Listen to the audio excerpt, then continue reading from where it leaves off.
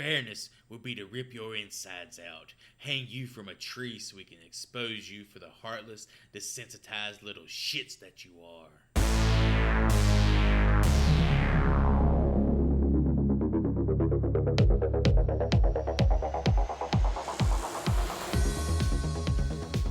Welcome to the Horrible Film School, a safe place to watch scary movies. Professor Chris here with the other horribles.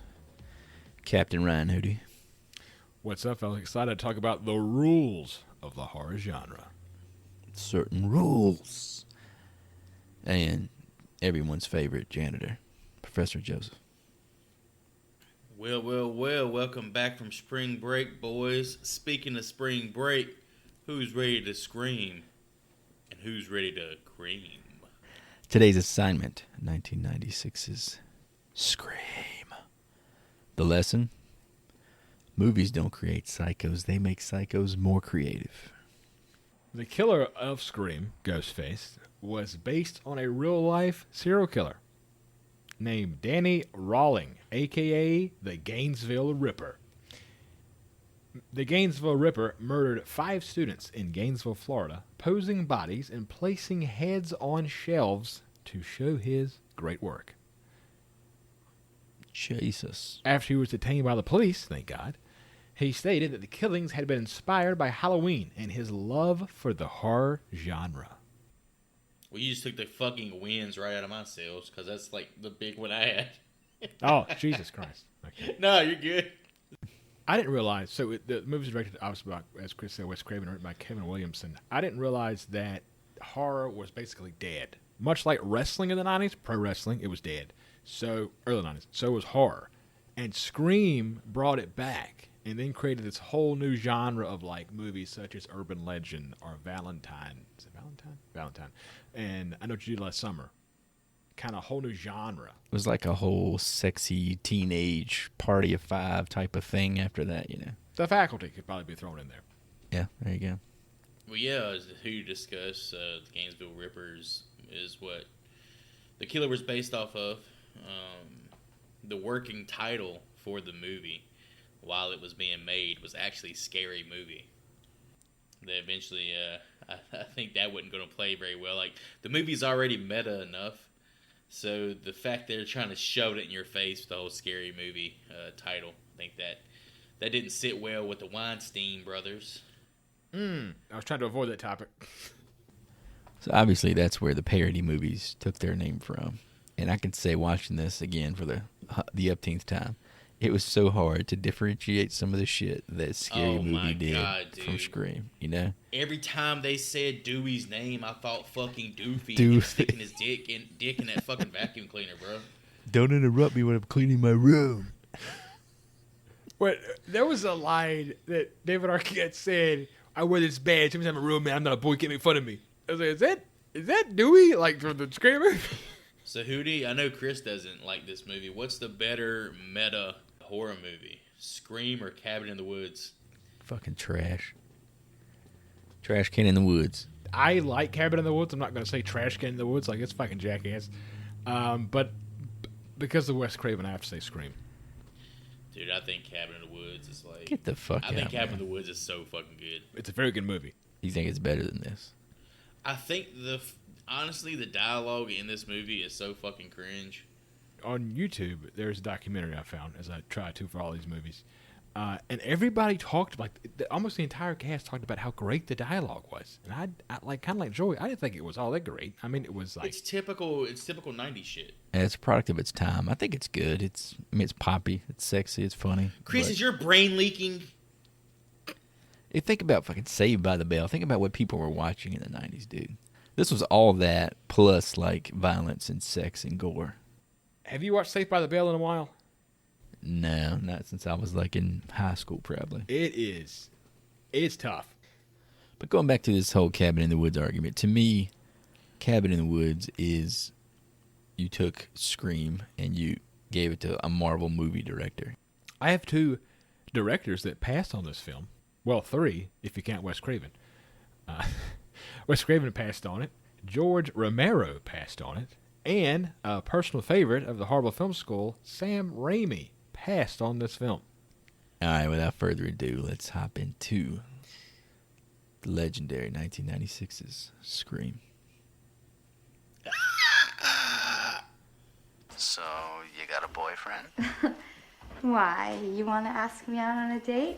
Maybe. Do you have a boyfriend? No. You never told me your name. Why do you want to know my name? I want to know who I'm looking at. What did you say? I want to know who I'm talking to. That's not what you said. What do you think I said? What? Hello? Look, I gotta go. Wait, I thought we were going to go out. Nah, I don't think so. Don't hang up on me. Casey Becker, played by Drew Barrymore, and her golden page boy haircut are home alone when she hears perhaps the most ominous sound of this entire movie, a ringing phone. The male caller says he must have dialed the wrong number and hangs up before immediately calling back, sensing the lonely blonde hottie on the other line. Casey plays along, but the conversation turns quickly. Smoking hot. I told myself I'm going to be good this episode. I'm going Ooh, to it's try gonna be not good, to be Chris. It's not gonna keep your so pants on. perverted and so sexist. Can we talk about, before we talk about Drew Barrymore, can we talk about the voice behind Ghostface? Yeah, it's pretty legendary. Is it Roger Jackson? Is that right? Yeah, it's Roger Jackson. This guy is really, really, really good at his job as a voice actor. He's credited with over 250 plus roles, including video games, films, television. He's been featured on everything from the Powerpuff Girls, where he plays Mojo Jojo, and Animaniacs, to Mars Attacks, as well as all the Scream sequels. And every fucking video game you can imagine this guy has worked on. So a point to that man was that he never met the cast in this film. He was on set, and when Drew Barrymore was actually talking on the phone, he was talking into the phone. She had no idea what that dude looked like. He was like across the building, just sitting on his ass, drinking a coffee. Well, you know What's he's your at home favorite with it. scary Have you seen a movie? picture of this guy? I am not. All right, if you've seen a picture of this guy, he's sitting in his goddamn lazy boy with a fucking pizza pie sitting on his stomach. Just holding the while he's microphone. working on this movie. The dude looks like a fucking nerd. Nice. He kind of looks like me, Oh boy. Oh boy. but Well, not as nice of a beard. He's drinking the spicy Mountain Dews. I think he has hair too, and he's not drinking a spicy Mountain Dew. If you haven't had the spicy Mountain Dew yet, go give it a try. I'll give it a 7 out of 10 on the spicy. 7 out of 10. Jesus. I tried one. I coughed every time I took a drink. It was weird. Was it hot? Was it spicy? Spicy? The aftertaste is like when you get done eating like jalapeno Hot fries. Cheetos or hot fries. Flaming that hot afterburn. Cheetos. It's got an afterburn. It's like somebody literally put pepper in your fucking Mountain Dew. Yeah, so Drew Barrymore, who we all know from a myriad of things, Charlie's Angels and E.T. come to mind. Oh yeah, pretty much what you would consider her in this film is the heavy hitter. In heavy hitter fashion, I'm about to list off it's been a while since we list off a bunch of movies back to back to back, so I'm gonna go ahead and Chris mentioned E.T. Several horror movies as well. Firestarter as well as Cat's Eye. If you guys remember Cat's Eye, fucking love that. I do. Barely. Couple of Stephen King features right there. The Wedding Singer, Donnie Darko, Charlie's Angels, Poison Ivy. Oh, yeah. You guys remember Sexy Poison movies. Ivy? It's just like Sexy that was a sexy movies. fucking movie, dude. That old guy was fucking her on the damn hood of the car in the rain, dude. That was Oh, crazy. God. He's not. Yeah, I He's know. not being nice anymore. Well, no, I'm just telling you what happened in the movie. We've gone PG-13. fully in I didn't another say I direction. wanted to. I didn't say I wanted to fuck her on the hood of the car in the You rain. just did. And we would also it would be a fucking huge injustice if we didn't include Beverly Hills Chihuahua on this list. Huge injustice. I'm already offended that you took that long to say it. She was also in Santa Clarita Diet with Timothy Olyphant. I watched the trailer Timmy. for that. It popped up while I was doing some research. That actually looks good. It had 3 solid seasons and Netflix canceled it because they're fucking stupid. It's relatively modern, right? A couple years old. Yeah. I really enjoy watching Mr. Oliphant. Olyphant. Yeah, looking forward to that Justified what are they going to call it? Miniseries, whatever they're going to do. It'd be cool. Justified. Cool to see Raylan back again. The only note that I had for Mr. Drew Barrymore is that, as I alluded to earlier, Wes Craven didn't want to do this film. They came back to him and said Drew Barrymore has signed on. And the star power that was Drew Barrymore brought Wes Craven back. I didn't realize she was that big of a star in 96. I miss 1996, man. Simpler times. Yeah, Drew Barrymore was apparently a god. Well, I think it's one of those things of they see her star rising. So it's like, if we go ahead and cast her in this movie, and in 10 years, when she's like a huge starlet, I mean, that's going to bring more attention back to your previous movies and shit. People are going to want to watch Scream. She also does all the promo work here. Essentially, she gets the poster.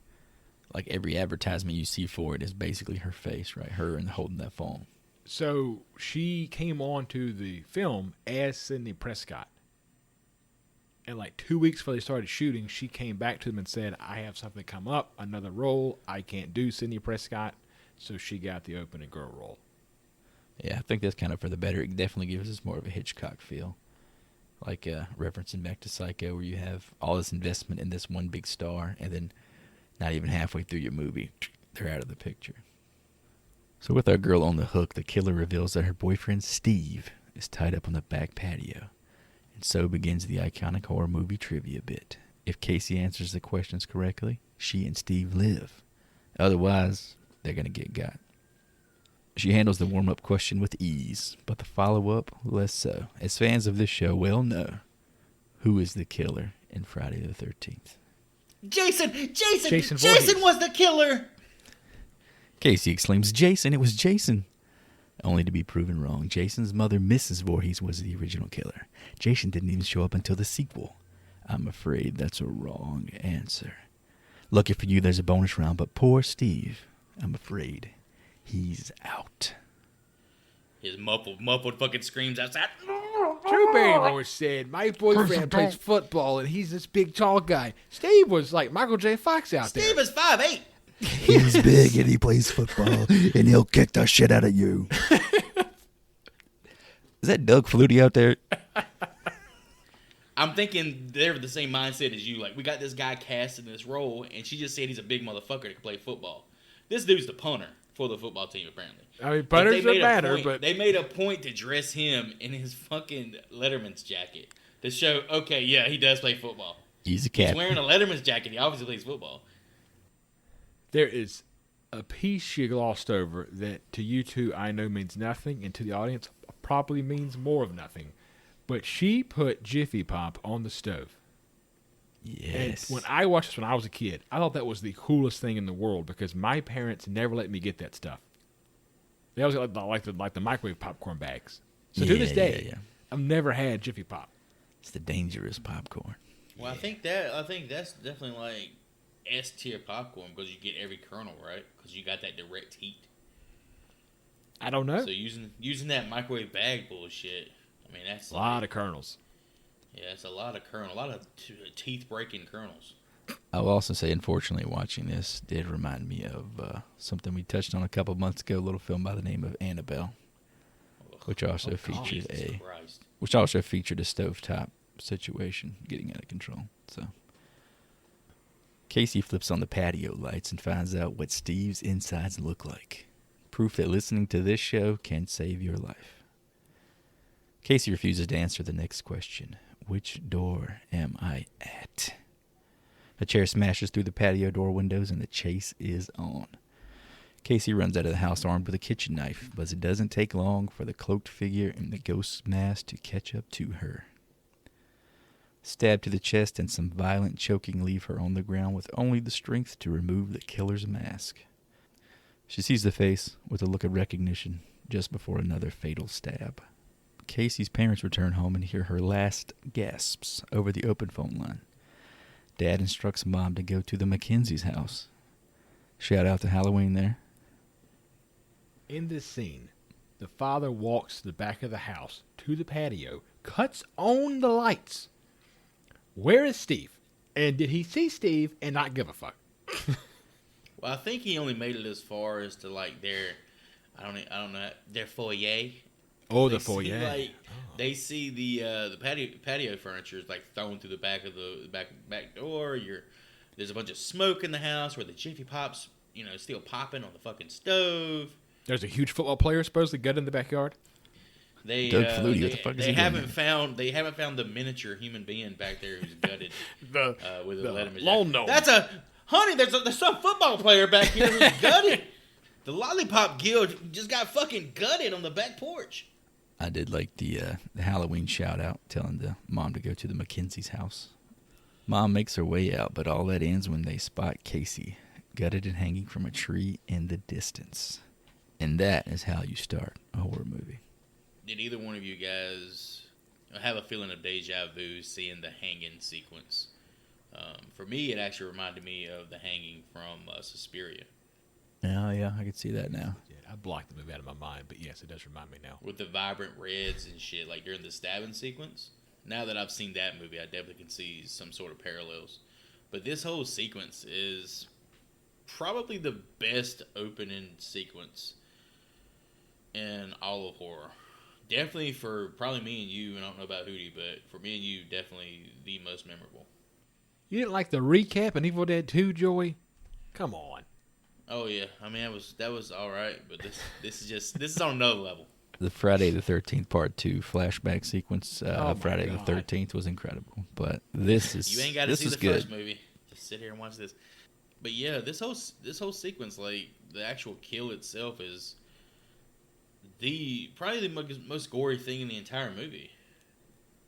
The movie then cuts to Sidney Prescott, played by a very young Mrs., or I guess Miss at this point, Neve Campbell, chilling in a classic 90s bedroom just before boyfriend Billy Loomis.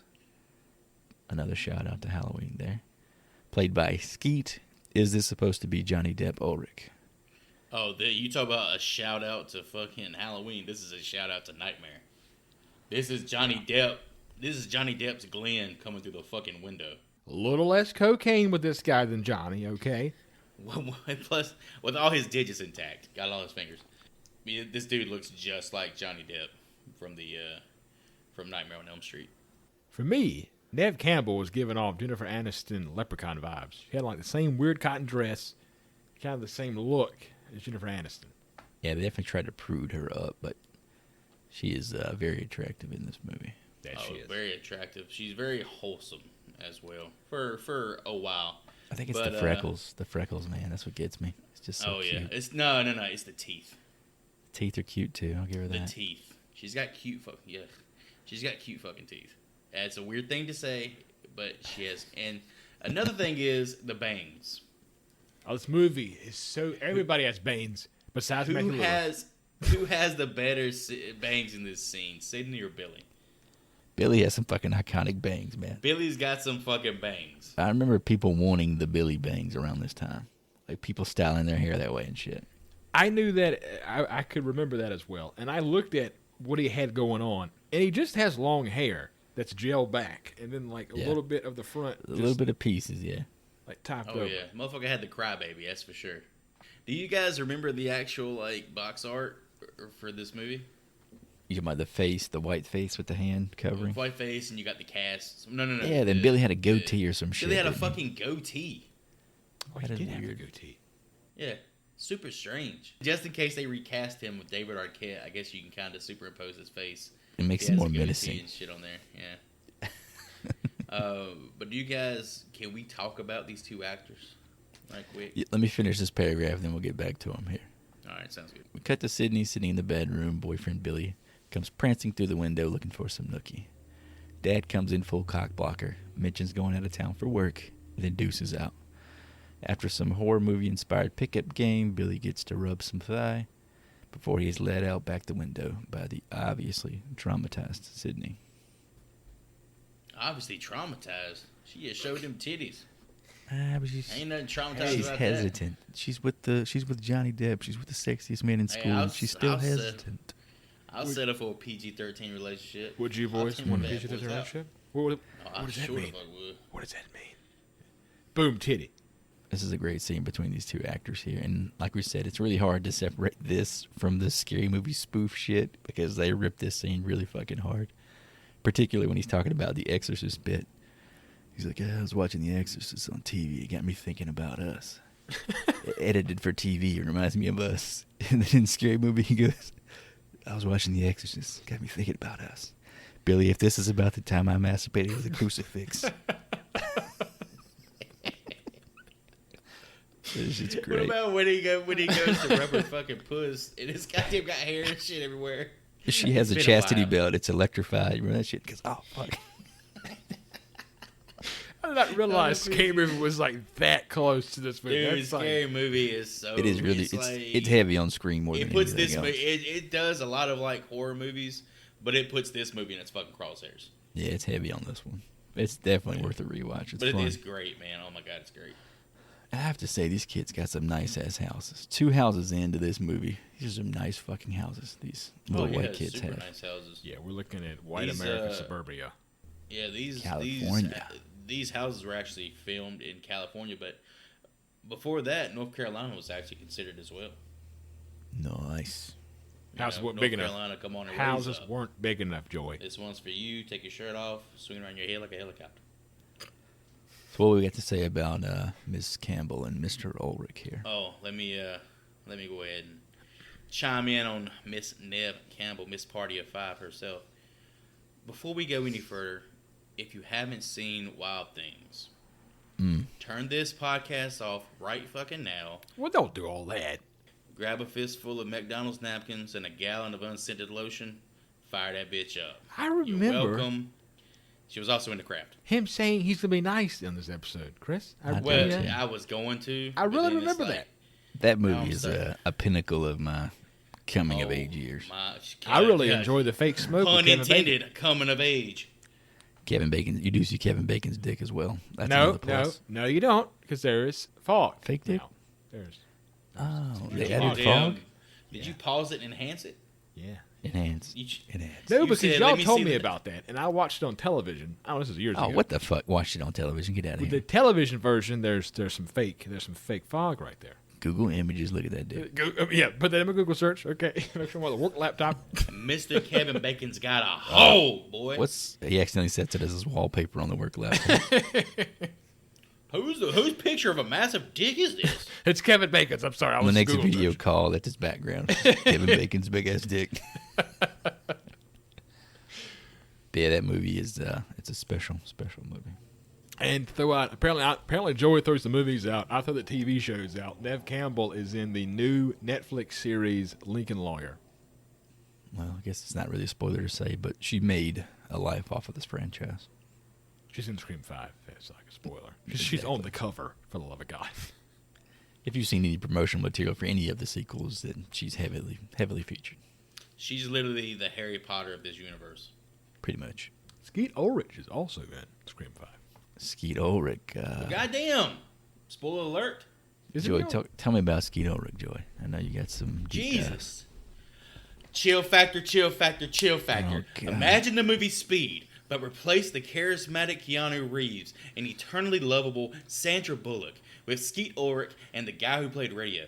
And instead of some pussy-ass bomb buzz, we put them in charge of a biological chemical weapon that must be kept below 50 degrees or we all fucking die. I smell a franchise. And the bomb is called Elvis. Chill Factor 2 Ice Age. Yes. Have you I'd be seen Where this is it? film? Chill Factor? Yes, we have seen He's it. love I fucking can Chill speak Both to that. have. You I can speak both to have that. watched this. Mom would make us watch that shit once a week. Skeet went on a run, man. Also in The Craft. Sounds like you went on a fucking run, Same. all right? Just like Neve Campbell, he was in The Craft the same year this came out. He went They were from both Chill hot Factor for a to minute. Chili Dogs. So, kind of tells you the direction of that his career went. In the doc, they talked about how when he showed up for the first day, he was like a panty dropper, just like the look of the guy. Yeah, he's a very handsome man. Apparently, he couldn't act though. I guess because his career was pretty. Oh yeah, he's not the best. What was that shitty ass trailer y'all made me watch? That Snow Dogs Chili ripoff? Dogs. It's Chili Dogs. Oh, That's what I Chili was talking Dogs. about. Yeah, Chili He Dogs. went from Chill Factor to Chili Dogs. Yeah, he's racing huskies through the Alaskan mountains. Chili Dogs. Oh, that shit looked terrible. The dog's like pissing on his face when he's asleep or something. Yeah. Fuck. Just like Didn't Hollywood Cuba gives them Gooding his do the career. same shit with Snow Dogs? Snow Dogs at least had a better title, for the Jesus, love of their God. careers parallel so much. They went from Chill Factor, both did the same fucking next movie. That Isn't man won an Cuba Oscar. Gooding, yeah, Cuba Gooding's like a really good actor. Wait, He can be. was. He can be, yeah. Remember him on that Pearl Harbor ship, dude? Radio. He's just Ah, get the fuck out of Pearl Harbor shit. What about Radio? He loved Radio. I talked about You were just shit on radio a minute ago. Oh my God. Okay. We've already done it. What else do you want to say about the dialogue in the bedroom sequence here? Some pretty good stuff. The some whole great line of, well, let me just ask you guys: have you ever wanted to do some on top of the clothes stuff? Oh, well, dude, I've had relationships where I've started hot and heavy, heading to an NC-17 rating, and then it kind of fizzles out, and something crazy happens, and you just slowly drift away. That kind of stuff happens, Now, would you settle for a PG-13 relationship? Oh shit! I'll settle for it and just flick it. What? So he says, lately I feel like we're drifting into a made-for-TV film. What the hell does that mean? That means he ain't getting his dick sucked no more. Yeah, he said, when he mentions The Exorcist, he said, I watched it on TV, got me thinking. Because it's edited for TV. Like, all the good parts are taken out of it. So He's like, I'm just- putting in all this work, and I ain't getting none of this play. He's been climbing into windows and shit, and he still ain't getting his Winnie play with. He said, Stu's over here busting a nut every Thursday, and I'm over Don't here. even fucking talk about Stu and what he's doing to and who with. The next day at school, the campus is afire, with newsfolk and general buzz about Casey and Steve's murder. We catch a glimpse of franchise staple Gail Weathers just as Sid runs into her bestie, the lovely Miss Tatum, played by Rose McGowan. Was Rose McGowan a thing? Oh, Yes. was she ever a thing? Around this time, definitely. Oh my Jawbreaker, goodness. remember that one? No. I gotta admit, Rose McGowan has been a celebrity crush of mine since I first saw her in the early '90s in the Pauly Shore classics Encino Man and Biodome. Yes. Wheeze the Juice, no Wheeze the Juice. Everybody Wheeze knows the the Juice. line. Wheeze the Juice. No Wheeze the Juice! And her character in Jawbreaker helped me through my pubertic years, if Helped. you know what I'm saying. Guided. He was the guiding light. Talking about TV Kept it movies. PG-13. We're going to talk more about Rose in a little bit when I inevitably have us review Planet Terror. We meet the rest of the gang grazing at the water fountain. Randy, played by Jamie Kennedy, is the local video store clerk, obsessed with movies, and Stu, played by Matthew Lillard, the highlight of the ensemble for me, a straight goofy fucker. They talk over the gruesome news. See, you say your highlight is Matthew Lillard. For me, it's Ah, Jamie he's fucking Kennedy. great. But that's the thing. Both of them are fantastic in this role. And we can sit here and just clown Jamie Kennedy for being just literally a fucking clown. But he's actually been in some decent stuff. He was in Dead Poets Society, Romeo and Juliet, Enemy of the State, Three Kings. Son of the Mask. But then it all came crashing down with Malibu's Most Wanted and the Jamie Kennedy Experiment. They say the brightest stars burn the quickest, but are the most beautiful. Rest in peace, you sweet, sweet angel.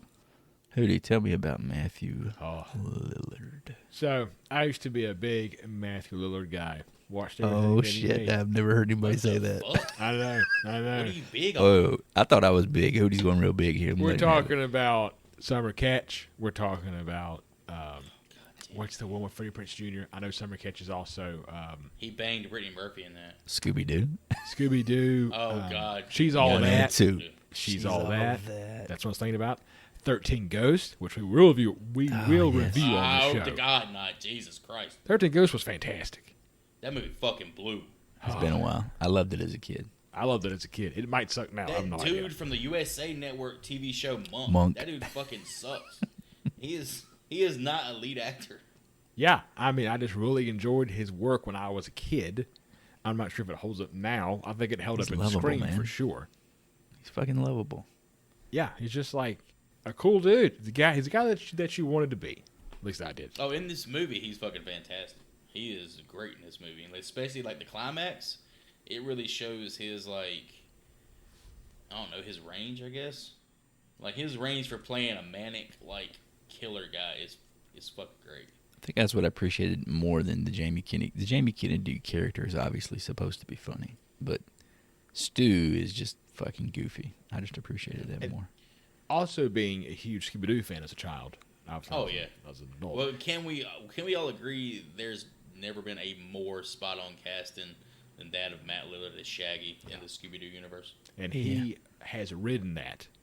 Oh, To this pretty day. much ever since he portrayed Shaggy in the 2002 live action Scooby Doo movie, he's been credited with that character in over 48 separate projects. Voice work, actually, like more live action movies, video games, all sorts of shit. He's literally playing Shaggy in the new fighting game that's coming out. That's kind of like Super Smash Brothers. Fuck yeah. Yeah, it's That's fucking awesome. dope. I also say he popped up in a big Oscar contender movie back in 2010 called The Descendants. He was the younger guy who was cucking George Clooney. I never saw that, but I heard good things, It was obviously. a good movie. It's hard, tough watch, but it's a good movie.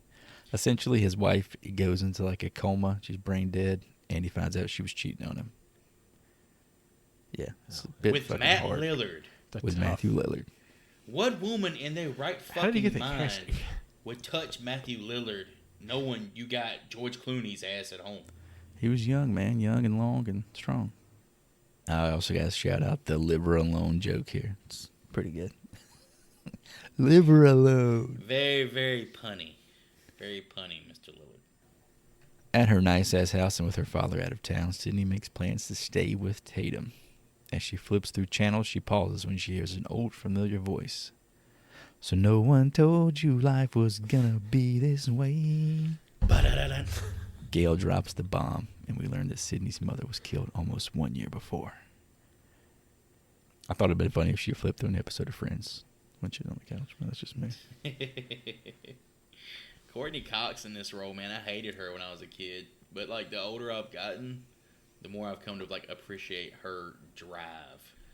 But Courtney Cox is actually pretty lovable, man. Like, she was in Ace Ventura, Pet Detective, where she was fucking Jim Carrey. She was in 3,000 Miles to Graceland, where she was fucking Kurt Russell.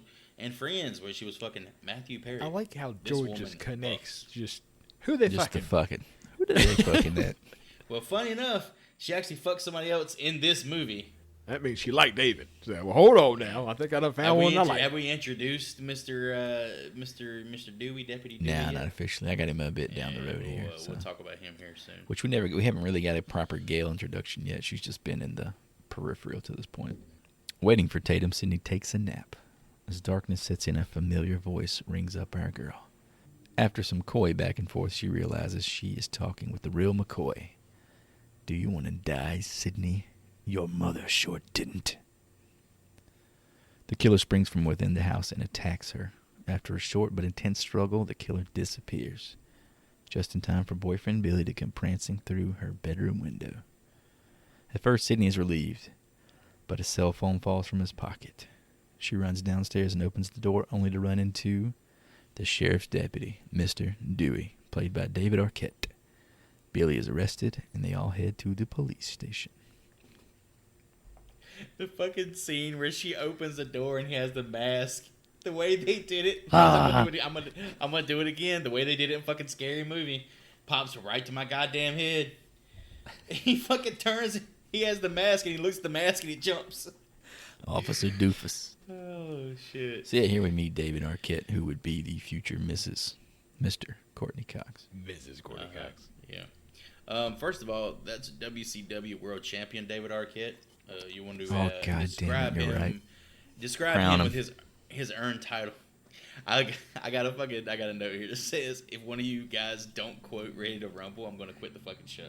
Fucking king me. So there we go. There's our fucking Oliver Platt mention. Love Oliver Platt.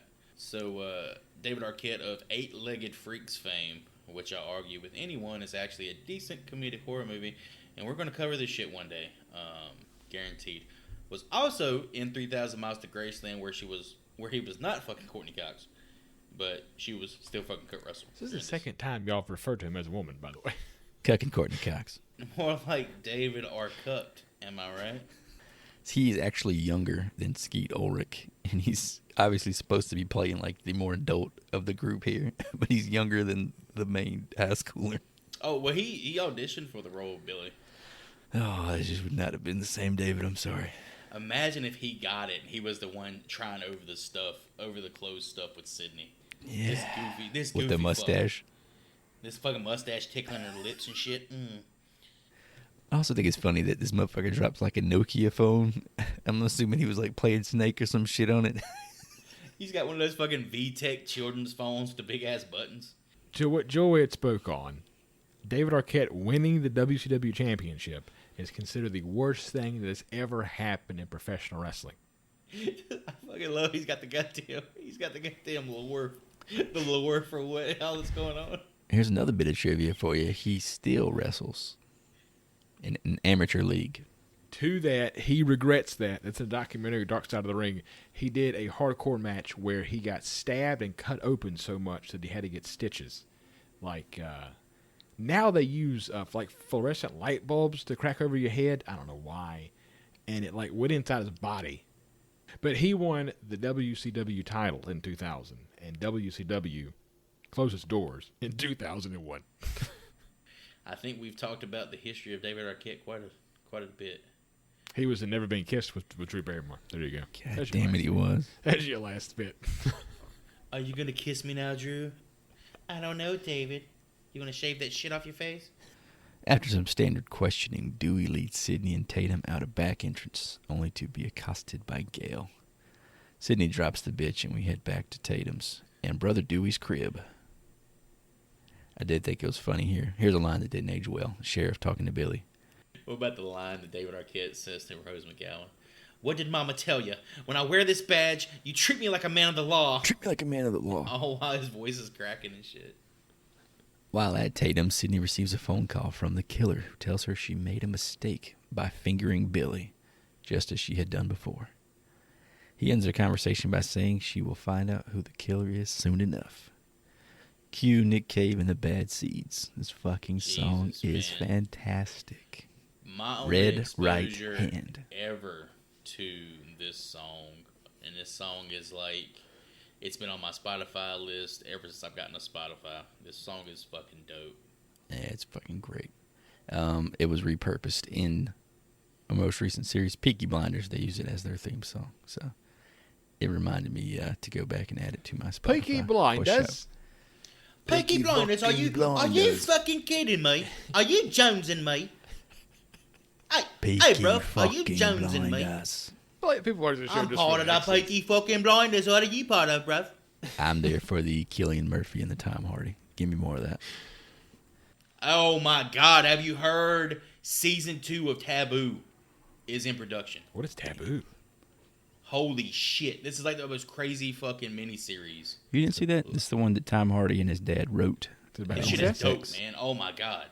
It's pretty intense, yeah. It's crazy. Oh, that came out a long time ago. It was like 2016 or so, 17 maybe. Yeah, Wow. they're working on, they're actually, season 2's in production, which is going to be wild. We learned more about the death of Sydney's mother and her part in testifying against the man charged with her murder, Cotton Weary, played in a very short cameo by Liev Schreiber. The stupidest fucking name for a character ever. Cotton I actually Weary. like Cotton. I'm just saying it's like so. It reminds me of young, Dodgeball. though. Like, how do you come It's a up bold with the move, name Cotton. How do you come up with the name Cotton Weary? Yeah, it's a goofy fucking name, but it's Considering memorable. that almost It's all the memorable. other names are connected to some horror movie, it is weird. Yeah, but they're actual names. Who the fuck names their kid Cotton? And it's weird in retrospect to see Liev Schreiber, somebody like a recognizable face in this part, because he doesn't do jack shit in this movie. Well, this Not in this one. we didn't talk about it earlier. We didn't know there was going to be like a franchise, Well, did we? well, no. Here's the thing: we did know. The movie was actually written as a trilogy. That's why all these roles were cast in advance. That's a As we're great gonna note. Why didn't you open with that fucking note, I man? didn't even think. I was so ready to start talking So about somebody's stupid. tits. I was so ready to start talking about tits and people fucking that my brain just went right to that. But I mean, the movie was written as a trilogy. A lot of the scenes in this movie are literally just setting up the sequels. Linda Blair makes a cameo, running up and yelling questions at Sydney as she returns to school. Moments later, Sydney apologizes to Gail and shows some cracks in her belief of Cotton having been the man that murdered her mom. And if you little fucking shitbugs don't know who Linda Blair is, Oh yeah, you might know her from a little film called The Exorcist. maybe. George likes to mutilate the audience. I gotta put. I wasn't going gonna to explain who Linda Blair is because she's royalty, man. Well, some people they just don't know. Billy shows back up at school and begs for more vagina. Sydney stalks away upset and into the bathroom. She overhears some straight up bitches talking shit and is again attacked by Ghostface apparently taking a shit. This fucking cheerleader actress is fantastic, and she They roasts. fucking suck. She dude. fucking roasts Sydney, bro. They're fucking She harsh, fucking man. blaze her, bro. It's crazy. The fucking Put Ricky her on Lake the- reference, man. That's what got me. Dude, Where do you what get got, this what, shit? What got me is Ricky how Lake. she licked her. She took a shit. She got done taking a shit and licked her fucking finger. Didn't even wash it. I don't know if y'all noticed that, but she licking her finger. Oh. Yeah, this is some hammy ass dialogue by some Alright. very amateur actors. You got to go back and watch that scene again. The cheerleader actress is actually pretty decent. The bathroom attack scene to me is one of the only low points in the movie. It doesn't make sense. It's so out of fucking place and just a huge plot hole. I mean, I get it's just to get us looking for someone else because it has a sequence where it has a zoomed in shot of the killer's boots, like the combat boots he's wearing. So it's like a whole red herring. But it's like the whole attack doesn't make a shred of sense and it shouldn't exist just to serve up a red herring. It never is mentioned again. I mean, how Sydney the fuck doesn't would even the acknowledge it after the fact. Well, how the fuck would the killer be able to escape had he killed Sydney? I thought this was in Sydney's head, like it wasn't real. Well, he did see some kids fucking around in similar costumes earlier, so this could have been just a weird fucking gag. Who knows?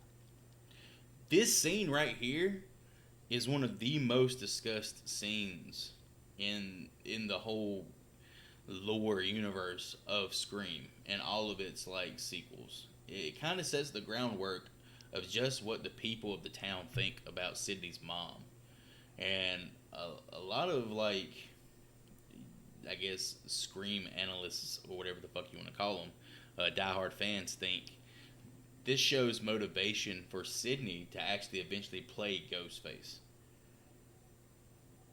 Like she wants revenge for these Well, shit she wants talking to take bitches. revenge on the town for everybody, having this notion of her mom being a whore. Which, Right. I mean, It's tough. if it walks like a duck and quacks like a duck. Hey, it's you a know weird what I mean? scene. It definitely is a weird. It's a throwaway scene in my mind because again, she doesn't even talk to the cops about it. It's never even fucking acknowledged after this. So, school is soon canceled, and Dewey busies himself popping an erection in conversation with Gail. Stu hits the girls up and spreads the word about a curfew party at his place that night. The school principal, shout out to Henry Winkler, who took no credit for this movie because he didn't want his name being flashed all over it and suppressing the other actors, is quickly killed off. What the fuck? You didn't want the Fonz stealing your shit here, man. Yeah, the fucking Fonz in the 50s when he was fucking relevant. I don't want to have my name out there overshadowing, big names such as Drew Barrymore. Look it up, dog. He's uncredited. He's not listed in the cast. Happy Days sure he's was not. late 70s, so it kind of adds up. The school principal is killed off quickly, but not before a nice little Wes Craven cameo as Fred the janitor. It's cute, but it's a little bit too like on the nose. Yeah, this is probably the most obvious one of all, right? Of all the references they do. I mean, he's wearing a fucking Freddy Krueger hat and a sweater. So that was something that the studio asked Wes to do, and in the documentary I watched, Wes said that he felt really awkward doing it, but that it was quote see it. fun. Oh, I'm sure it was fun. Yeah, it looked like it was fun. And I will again shout out Henry Winkler for his work on the HBO series Barry. It's fucking good. It's a funny show. Check Oh it out. God, have you checked out the next season yet? Yeah, I'm caught up. It's so fucking dope, man. That It's a good show's show, great. man. Henry Winkler's great on there. Meanwhile, in the local video store, Stu and Randy are discussing the killer's identity, with Randy openly stating that Billy is likely the killer. Stu disagrees, pointing at Sydney's dad. Randy gets animated and expounds on his theory. Everybody's a suspect. Billy comes over and startles Randy, pointing the finger at Randy's movie-obsessed mind. Cue more Nick Cave and lock the fucking town up. Would you describe this movie as a whodunit? I think going through the franchise, in my mind at least, it's not so much what happens. I mean, you'd rather see, of course, certain things happen, but it's always like trying to figure out who's the killer, because you're going to get all the suspects, and one of them's going to be right. So I would call that a whodunit, yeah. Yeah, but it also it paints Jamie Kennedy as a potential suspect. But then early in the movie, we see that he wears like green hush puppies, so he's obviously not the fucking killer to walk around wearing green hush puppies. Can't kill a motherfucker with loafers on, I'm sorry. A little bit too garish, but... Later that night, the kids begin to show up for the party, as well as Dewey and Gail. Shit really starts popping when Tatum goes to the garage to get some beers. The killer is here, y'all. Oh, goodness fucking gracious. We got a nipple alert! I've tried and I've failed to behave this entire time out of respect for Definitely how good failed. of a horror Blue movie balls this are is. gone officially. But god damn, Rose McGowan, goddamn titties. Good God. So apparently, this right here, when the house party begins, is considered from the crew as one of the longest nights in cinema history. Yeah, this is like half of the movie, right? It's just one party. I It's one think night. they spent like 21 days at this house at nighttime Shit. to shoot all this shit. Nev Campbell said that every night you're just covered in corn syrup. Sounds like a Hopefully, good time. without a shirt That on. sounds like that sounds like every night at my place. I'm covered in Pepsi. Hell yeah. Fuck. Me and Neff Campbell got something in common. Let's go. Tatum gets slashed and fucks the killer up a bit. She attempts to escape through the doggy door, but that goes to shit when the killer hits the switch, sending her for a ride and crushing her shit all up.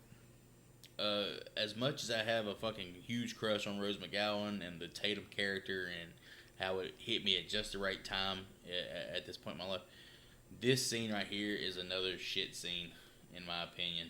Like, it just makes no fucking sense whatsoever. You mean the attack on her or her death or what? The fact that the attack can take place at all, the fact that the garage door has the power to pull a human That's the up weird part, and yeah. snap their neck. And then it's like she's scanning the entire room with the lights on, and there's no killer. And the door's fucking locked. Like, where's this fucking killer hiding? In the goddamn freezer? He's in a trash can. He pops out like Oscar the Grouch. It's just, Get your ass. This scene, and they try to explain it away as it being like a weird time jump. Like this, What do you mean? This takes place like later in the movie. Because as soon as this scene's over, people are just like leaving the party. Oh, like they're not noticing her, you mean, is what you're saying? Yeah, it just doesn't make any sense. Because there's like 50 people here, and somebody would see the garage door. Don't get me wrong, that was a cool fucking kill sequence. The getting your neck snapped in a damn like garage door was fantastic. At some point, Stu does say that she must have left. Oh, she was Somebody. pissed at me Okay. and laughed, man. I do have a question here. Does Rose McGowan create the Ghostface moniker? Because it's never called that before or after. But she calls him, she says, "Are you going to Mr. kill me, Mr. Ghostface?" Yeah. Because the costume that the cop saw earlier, the bag was called Father Death, was the name of the costume. Which was a real mask made in 1991 that they brought into this film. They actually found this costume at this house that we're currently discussing. Like while they were doing like a walkthrough to see if they wanted to shoot there. Somebody just had random fucking Halloween costume sitting around. Yeah, Full just Halloween found it. costume. Yeah. Yeah. Ah, look at But yeah, that. so she calls him Ghostface, and we never hear it said before or after. So I'm gonna give her credit with creating the moniker. Yeah, there we go. And apparently to go back to the costume, the woman who designed the costume actually based the design of the costume from the painting Scream. Scream. Yeah. Regular old Bob Ross, though, don't you say that, sir? So yeah, we do lose Tatum, one of our prime members, taken off the board, gone too soon. She does manage to fuck him up pretty good with the beer bottles, though.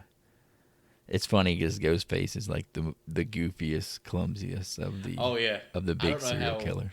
I don't know how we haven't talked about it yet. About how He's up there with Jason Voorhees in that This- part too. He was this so fucking lame. voice, the fucking voice is so sinister, so menacing, so terrifying.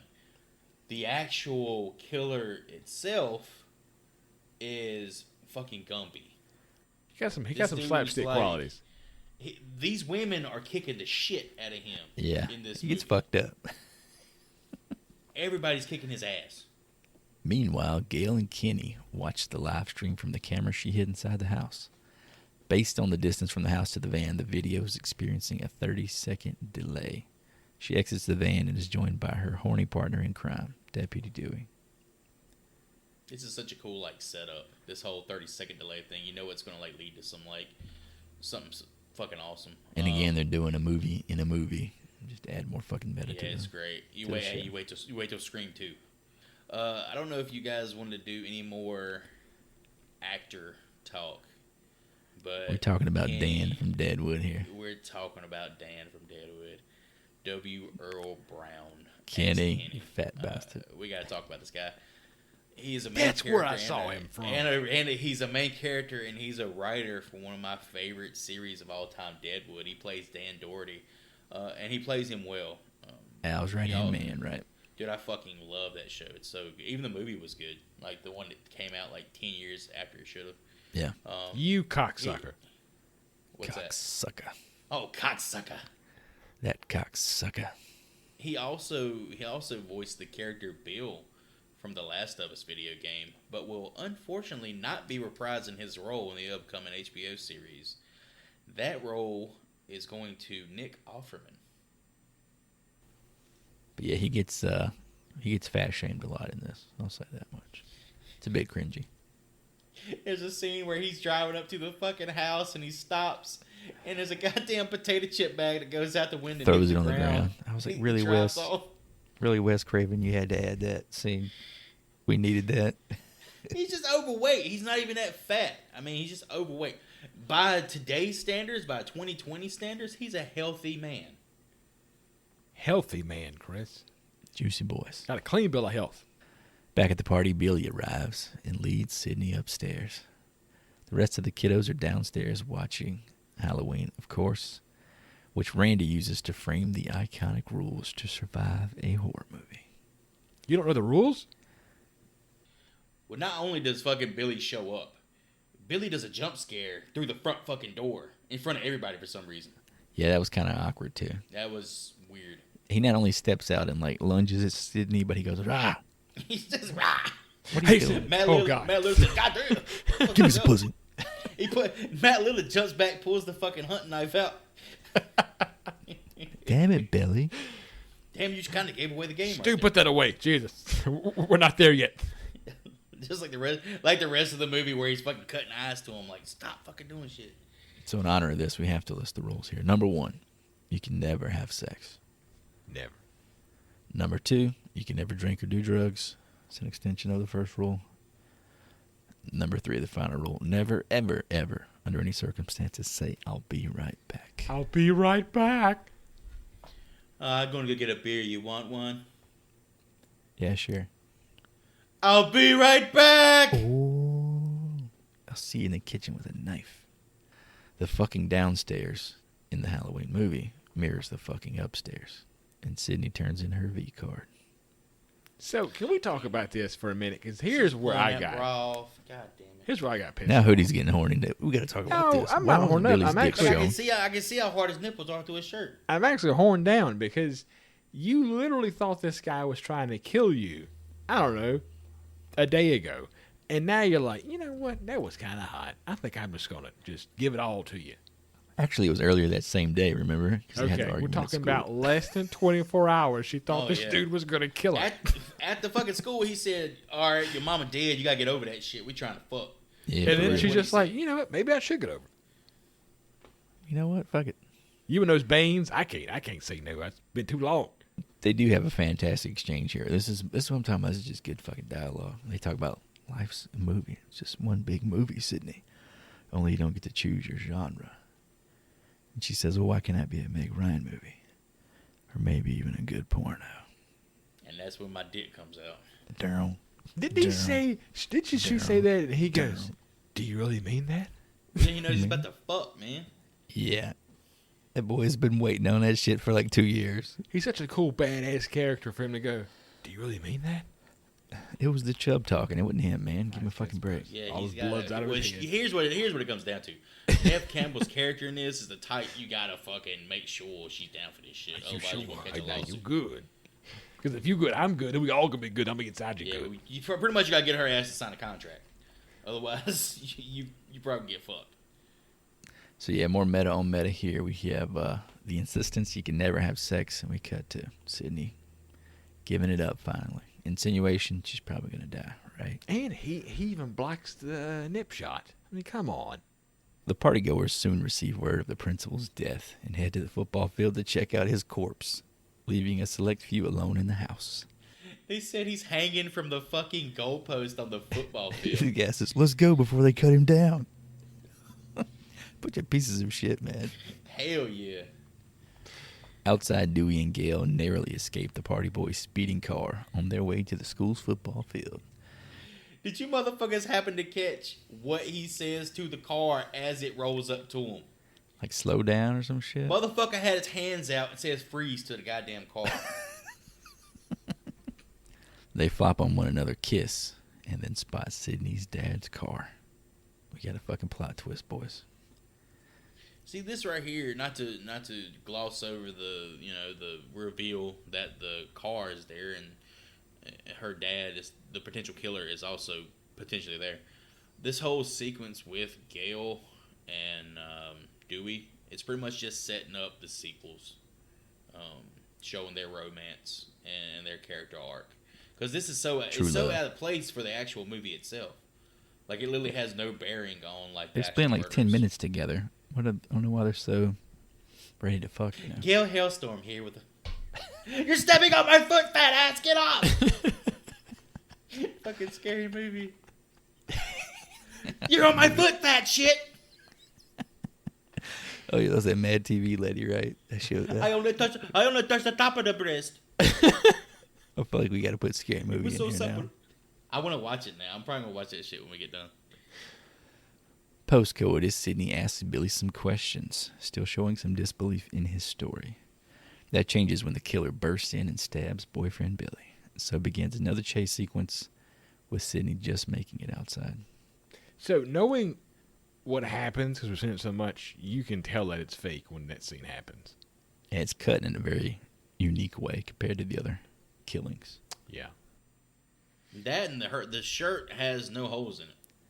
So when did he put the squibs on his shirt? Was it like after sex and he like turned around and put things on his chest? I just have. Well, he didn't have it. It wasn't squibs. So where did it come from? The guy literally put corn syrup on him. Oh, because he was turned around. That's right. He got his back. Samantha Lewis was squirting 'Cause he had ketchup on his he had his shirt off when they was about to fuck. Like Trust Shaggy me. with a hot dog. But Skeet Ulrich ain't the type of motherfucker to fuck with his shirt on. Let me tell you what. He works out way too much for that nonsense. He works too hard to be fucking with his shirt on. You gonna see that? You gonna see my V when you give up that V. She ain't. He ain't pulling the Joey special. I put on a goddamn sweater and a fucking business jacket. One Puts on a sock. cloak of invisibility. Hey, babe, put that one sock back on. Hold on. What's them fucking old school pajamas that they used to wear in like the 40s? Like With long the ass johns? flap? I wear long johns, but I wear them backwards. And I just pull the flap down and fucking pull my dick out of the goddamn ass flap. It's like a little TV screen, like a perfect square, just flops Yeah. open. And make That's sure it's the- a solid black set. I got my goddamn alcohol jug sitting next to me. I just pour on it. Randy, still watching television, narrowly avoids death when the killer walks up behind him, only to be interrupted by Sydney's screams, who has found Tatum's body. Given pursuit, the killer leaves Randy unnoticed. Inside Gail's news van, the cameraman Kenny allows Sydney inside. With the camera's delay, the twosome witness the killer's attempt to murder Randy. Trying to warn him, like a dumb shit, Kenny steps outside the van, but has his throat slashed by the killer, giving Sydney just enough time to escape. Did you guys catch the meta-ness of this scene right here? Where he was watching Jamie Lee Curtis, and he's telling Jamie Lee Curtis, watch out behind you. While, all the while, he's saying, Jamie, look out behind you, while his name is Jamie as well. And there's a killer behind him. Whose minds exploded. You gotta have a degree in nuclear science to watch this fucking movie. Gail and Dewey head back to the house with Dewey running inside as Gail hops in the van to leave. She maneuvers Kenny's big ass off the top of the van and quickly crashes after swerving to miss Sydney. As Sydney approaches the house, Dewey stumbles out with a knife in his back. Sydney goes inside, but not before Randy and Stu come running up. They accuse each other of being the killer, so Sydney says, "Fuck you both," and slams the door. Billy's broken ass comes stumbling down the stairs, so Sydney helps him up and gives him the gun. Billy opens the door and allows Randy back inside, who says Stu has gone mad, to which Billy responds, "We all go a little mad sometimes." He shoots Randy in the shoulder and takes a taste of his blood. Corn syrup, just like they use for pig's blood in Carrie. Sydney turns to run and finds Stu, who pulls out the old voice-changing box.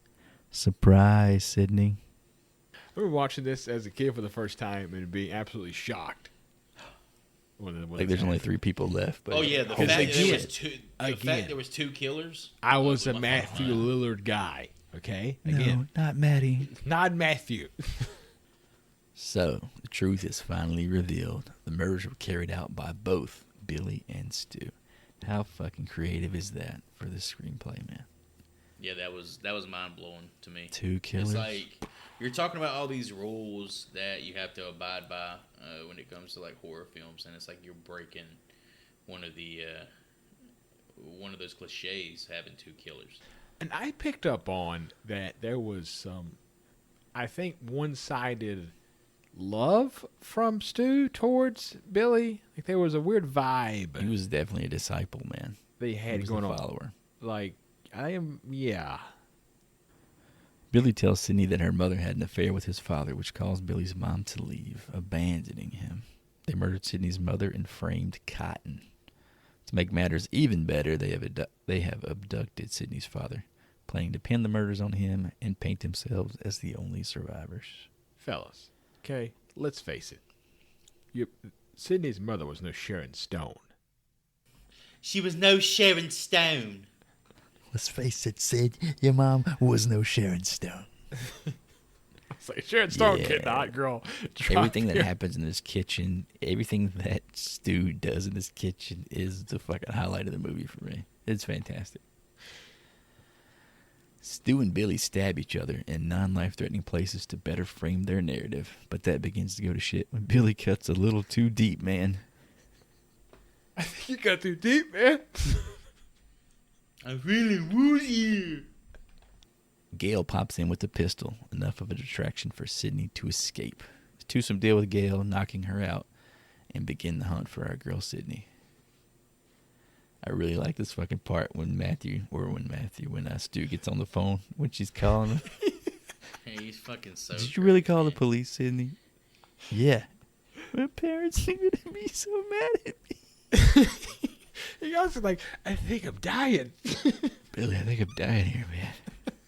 Well, I read that Skeet actually threw the phone at him and hit him, and they weren't expecting it. Yeah, so he says, "You hit me with the phone, dick." He's being legit. So Billy stalks Sydney through the house, ready to get her yet again.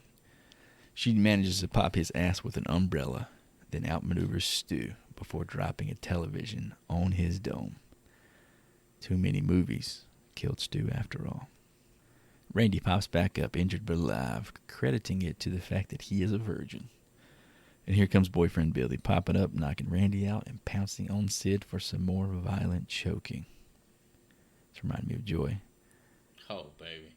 Just as he pulls the knife for the fatal stab, Gail remembers the safety and blasts his ass with the pistol. Randy warns the others looking down on Billy's body about the one last scare. Just before Billy opens his eyes and springs forward to grab Sydney, only for her to cap that dome with the pistol herself. She's a great fucking shot. I'll give her that. Boom, headshot. Sydney's father tumbles out of the closet, prompting her to set him free. Dewey is carried away on a gurney, still holding out for the sequel. If it bleeds, it leads. So Gail begins a first-hand report of the night's events just as the authorities finally arrive at the house. He was not supposed to be in the sequels. That was Wes Craven's call. He brought him back. Save him. to put him in that scene. Yeah. Just because he was so charismatic in the movie. He was supposed to die on the porch, huh? Yep. All right, that puts a great film behind us. Any memorabilia you guys want to take home from this 90s classic?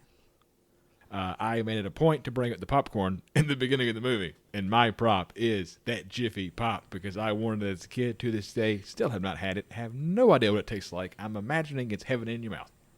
I have a note here that says the mask can wait. Let me get some of that Jiffy Pop. Damn, So, really? Never fucking 2 for had 2, it. baby. What is fucking wrong with you people? I've never had it. We can get the mask down the road, man. Well, fuck, man, I want the voice changer.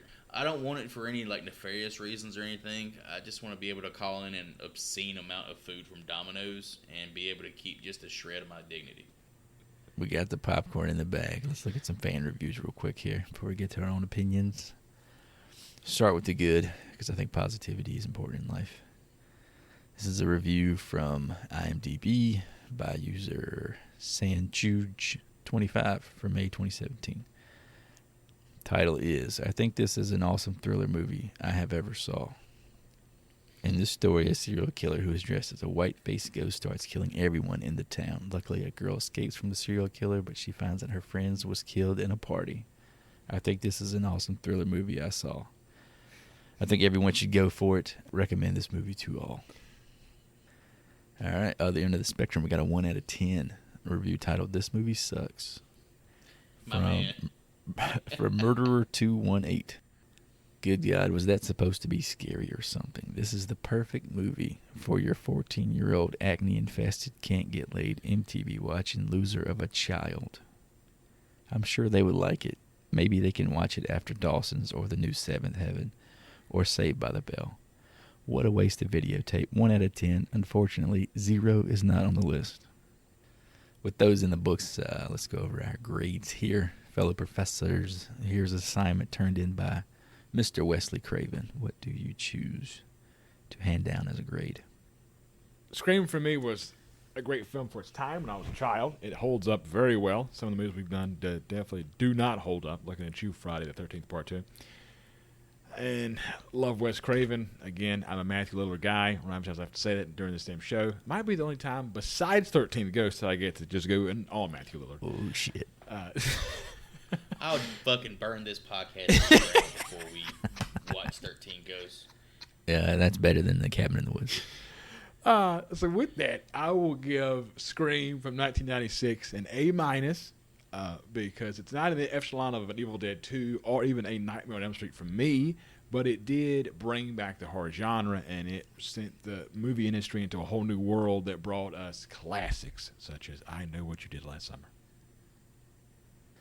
So yeah, for me, this was basically a foregone conclusion. The moment the wheel stopped on this one, the nostalgia hit. Perfect 10. Movie's clever, sexy, and meta as fuck. Scream is a podcast turned into a movie. So it is only right that the pod school stamps it in the syllabus as required viewing. This may be the movie that best defines the decade of its creation. So it's hard to dismiss that on any level. You, Wes Craven, have your second A in my class. So I went back and forth on this one, but ultimately it's a B for me. Almost grading out into A territory. The acting is good, the cast is great, the soundtrack is fucking awesome. Red Right Hand, put it on your Spotify right now. Kevin Williamson's experience working on Dawson's Creek definitely shows itself with all the exaggerated dialogue, but also makes the characters feel genuine, especially for the 90s. The self-awareness that the movie is known for is a breath of fresh air and is what makes the movie so memorable. I mean, all through the 80s and early 90s, horror sequel after sequel, retread after retread, horror movies had worn out their welcome with the movie-going public. Horror was on life support, and then Scream came along and pretty much single-handedly reinvigorated the genre and creating its own, the meta-horror, while introducing a new generation to the horror classics from which Scream is derived. Sure, plot holes abound, aka the bathroom scene, the convenience store scene where Ghostface is like tracking the fucking kids. I don't know what the hell that is. Random. The garage scene, and the score itself is rather forgettable. But above all else, The movie is a lot of fun and holds up well enough despite its age. 1996's Scream deserves its identity as a horror movie icon as well as a spot in your movie collection. Let's recap our guesses for the audience score on Rotten Tomatoes for Scream from 1996. Let's go in descending order. Starting with the high man, Mr. Ryan Hootie, dropping an 88. Joy right up his butthole with the number 87. And I said an 82. And the actual audience score is a 79.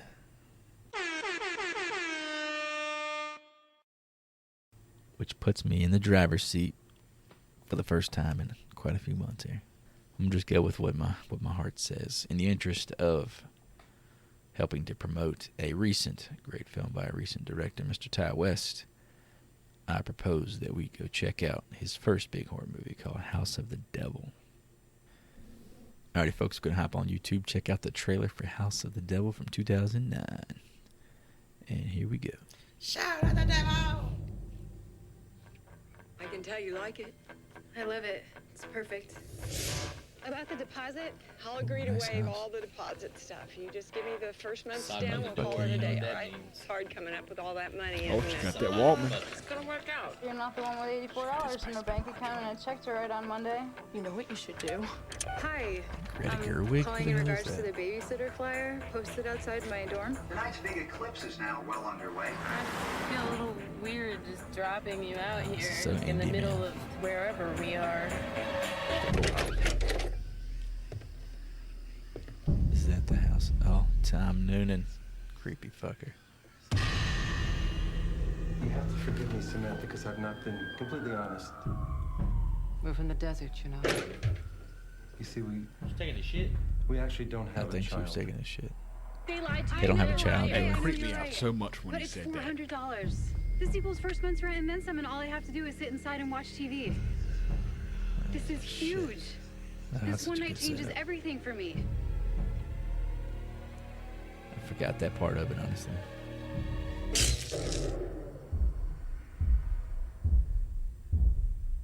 There's a panda.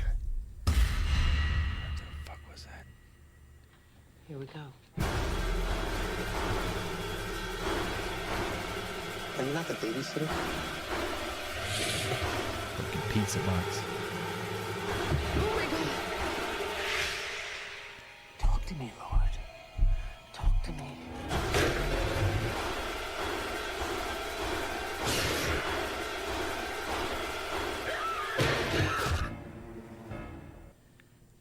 Alright, since I brought it up, I'll take the first stab here. It's a good indie movie. I don't know, a lot of people have seen it, though. I think that might hurt its score. It's not a movie that the average moviegoer would have ever encountered, so people that have seen it were maybe more harsh than your average movie person. So I'm going to say a 72. Because I went with a 73. I went with the 75. Alright, we'll see you for the House of the Devil. Thank you for listening. Check out the website, horriblefilmschool.com. Find us on all major platforms. Hit us up on Instagram. Leave the reviews. Spotify and Apple Podcasts. Spread it. I'm going to use my sign-off to offer my support to women squirming out of a relationship via a garage doggy door. Do what you got to. Squeeze those shoulders in tight. As always, if you hear our voices, tell at least one person you know. Spread the love. Spread the campaign. And like Chris alluded to, if you have a way to give comments, please do. Positive or negative, we don't care. We can take it. We're grown men, as Dewey would say. And with that, I'm going to go away for a while. But I'll be right back. So thanks for all the listens, the downloads, all that stuff. We appreciate your time and your attention. We hope you enjoyed your stay and can't wait to see you next time when we pay a visit to 2009's House of the Devil. Class dismissed.